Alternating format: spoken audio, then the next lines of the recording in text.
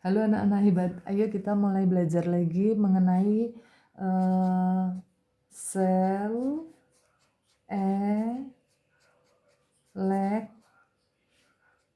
elektrolisis. Ini sengaja ibu besarkan karena ini mengandung E, itu artinya energi, L-nya adalah listrik, E berikutnya adalah energi, K-nya adalah kimia. Jadi ini kebalikan daripada sel volta. Kalau sel elektrolisis itu terjadi perubahan energi listrik menjadi energi kimia. Oke, kalau gitu hanya ada dua pedoman di sini. Yang pertama, elektrolisis peristiwanya sama persis seperti waktu di kelas 10, yaitu kita menguji alat elektrolit non-elektrolit. Di situ yang diuji itu bisa berupa larutan, tapi bisa juga berupa lelehan. Karena yang sulit adalah larutan, maka sekarang akan ibu jelaskan tentang larutan terlebih dahulu. Yuk, yang pertama, pedoman untuk larutan. Elektrolisis larutan itu nanti ada reaksi di katoda sama di anoda. Yang pertama, reaksi di katoda.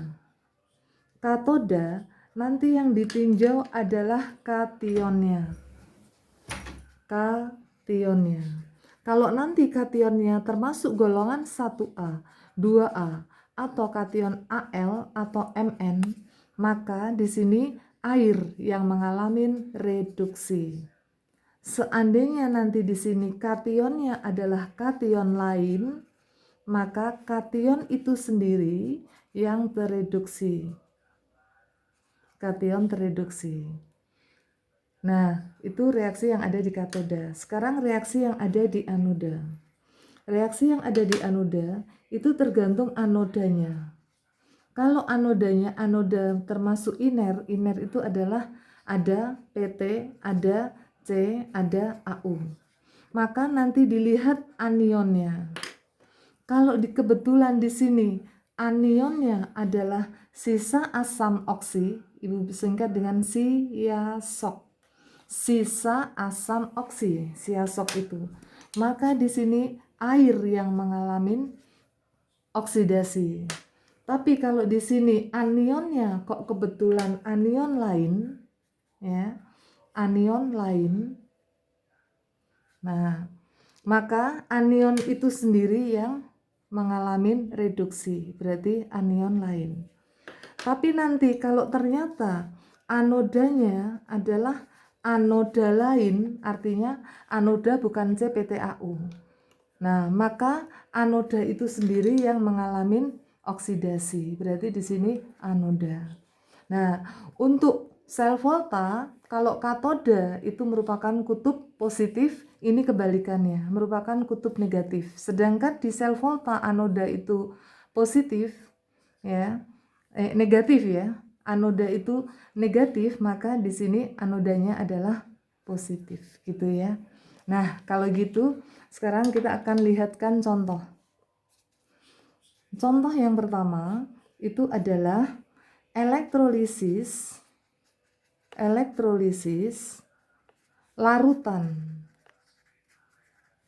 Na2SO4 dengan menggunakan katoda besi misalnya dan menggunakan anodanya karbon. Maka reaksi yang ada di katoda dan reaksi yang ada di anoda adalah, coba kita lihat, katoda itu yang bereaksi adalah peninjauannya di kation. Kationnya adalah ini dia kationnya. Maka karena kationnya Na golongan 1A, maka yang terjadi reaksi adalah nanti air. Berarti di sini air mengalami reduksi. Air kalau mengalami reduksi akan berubah menjadi hidrogen dan OH-. Supaya menyetarakan, maka di sini saya kasih 22 dan di sini saya butuhkan 2 elektron. Sedangkan anoda yang dilihat anodanya. Kalau anodanya karbon, maka di sini termasuk anoda iner. Kalau anoda iner kita lihat sisa sisa asam pada anionnya. Anionnya adalah ini. Anionnya ternyata di sini H2SO4 sisa asam oksi. Oksi itu mengandung oksigen. Berarti di sini ada SO4, NO3, MnO4 mungkin, ada ClO4 atau ClO3 atau PO3 dan seterusnya. Yang penting ada oksigennya. Maka di sini air yang mengalami oksidasi. Sehingga di sini saya tuliskan air teroksidasi. Kalau air teroksidasi ini akan menghasilkan O2 dan 4H+ dan 4 elektron. Dan di sini karena ada O2 maka oksigennya 2. Nah, kalau gitu setiap reaksi jumlah elektron harus sama. Karena di sini elektronnya 2 dan 4, maka di sini saya kalikan 2 dan di sini saya kalikan 1, kita jumlahkan.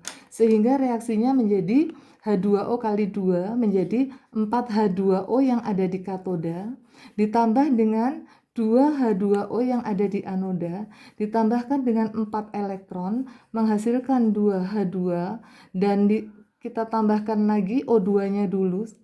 Ini dibolak-balik boleh sih, nggak ada masalah. 2 kali 2, 4, berarti di sini 4 OH-, ditambah lagi dengan 4H+, ditambah lagi dengan 4 elektron. Sehingga di sini kita coret untuk elektronnya. Oke, ini dia persamaan reaksi elektrolisis. Kalau gitu silahkan untuk dipelajarin. Salam.